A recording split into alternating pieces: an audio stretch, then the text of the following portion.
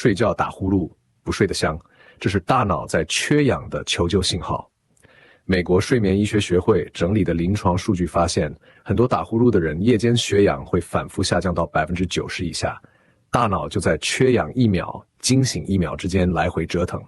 怪不得有些人白天特别累。更糟的是，这种反复缺氧会让心血管风险、记忆力、免疫力长期甚至增中风几率，还有鼾声越大，气流冲击越强，